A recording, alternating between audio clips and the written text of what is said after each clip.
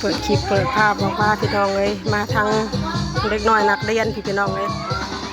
พาปาลุงมาเบิ่งน้องนักเรียนพอดเนาะพี่น้องเนาะกับทักทายสบายดีและสวัสดีเด้อปาลุงเบิ่งผู้ทุกคนเนาะมาพบมาพ่อกันเมื่อนี้ลงมาเฝ้าน้องบิวตี้พี่น้องเลยพาน้องบิวตี้เข้าโรงเรียนตอนนี้กำลังหัดเรียนพอดพอดนะลูกเอานกมืว่ะกันลูกมือก่อนเนาะก่อนเด้อเด้อเป็นเสียงก่อน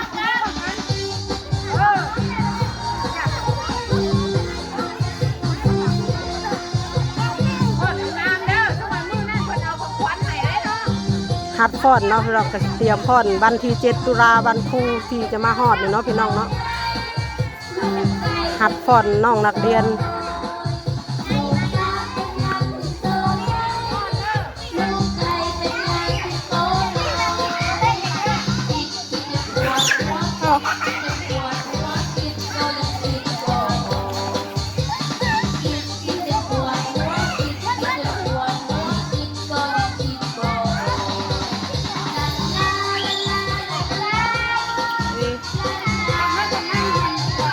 ท่าน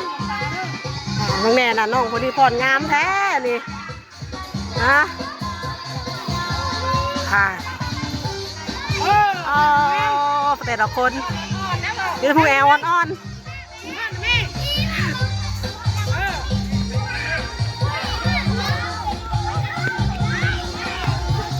พอนลูก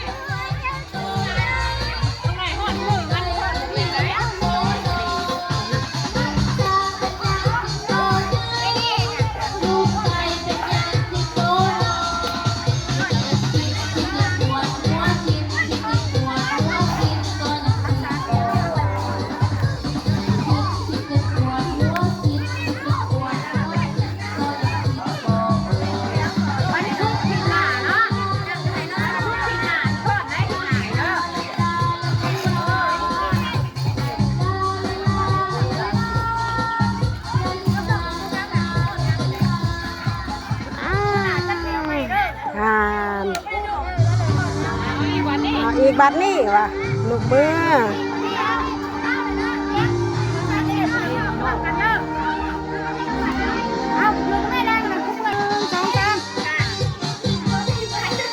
ได้ขนาดเนาะจังว่าขึ้นเริ่มต้นเลยบัดต่อไปแล้วก็ไปทั้งนั้นทั้งนี้เซ็งเศษขึ้นที่แรกเลยไล่คู่คนอยู่ไก่อ่อนลูกโอ้น้องผู้นี้เป็นหัวหน้ามูเลยดิตาผลงามแทนน้องเนื้อ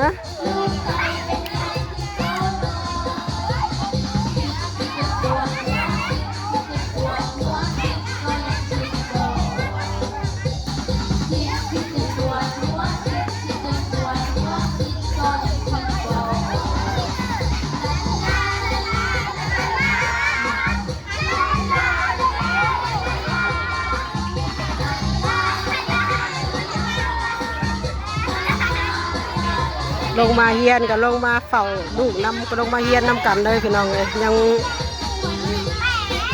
ดึกหน่อยยังบดติดต้องลงมาเฝ้าสะก่อนเฮียนทั้งแม่เฮียนทั้งลูกเลยเดี๋ยวนี้เดี๋ยวดีลูก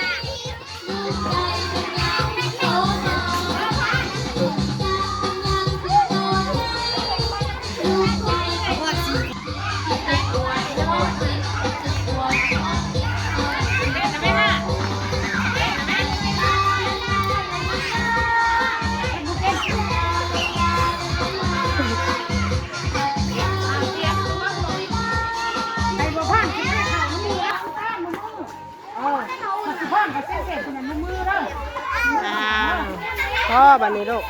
มือวันศุกร์ก็จะเป็นมือฟอดเป็นมือสลองวันครูแห่งชาติเนาะพี่น้องวัน7 ตุลาที่จะมาฮอดถึงนี่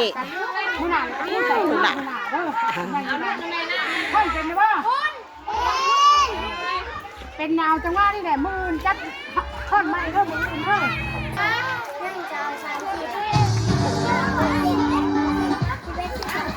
เอ้ามาอีกแล้วมาจากบ้านนี่แหละบ้านนี้พี่น้องเลย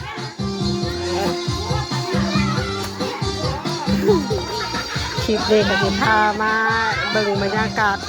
น้องนักเรียนลูกหลานหัดเต้นหัดฟ้อนเนาะพี่น้องเนาะให้จะพาเบื่อกันเด้อเนาะพี่น้องเนาะ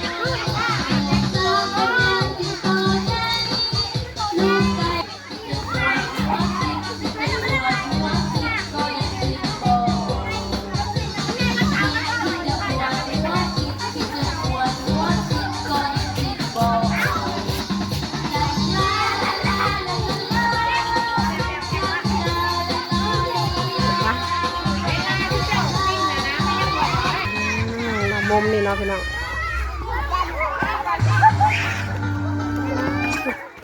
โรงเรียนเฮากับอุดมสมบูรณ์เนี่ยพี่น้องคนมีเฮาไม่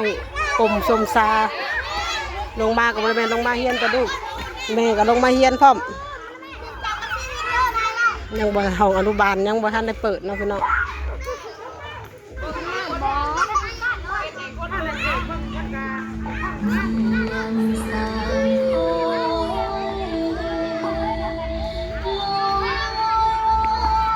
ฮัดพรอยู่ห่มสมสาใหญ่เลย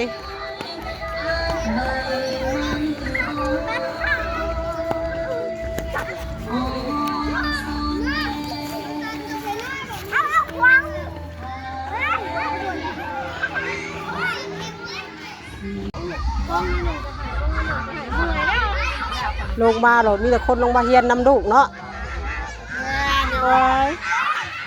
เพื่อลูกสีชิ้นโดดแม่ก็จนเมื่อยจนเพี้ยวัดเข่ากับชิซุกพ่อปัดนี่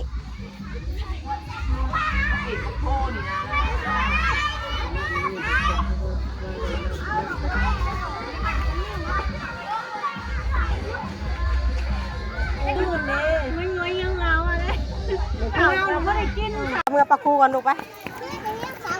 เรียนปลาคูก่อน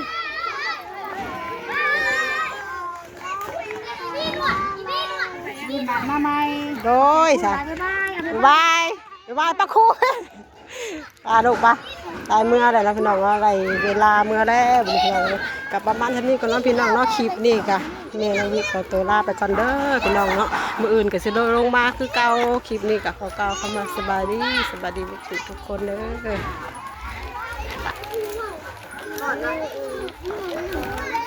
ใส่แบ่งได้หรอ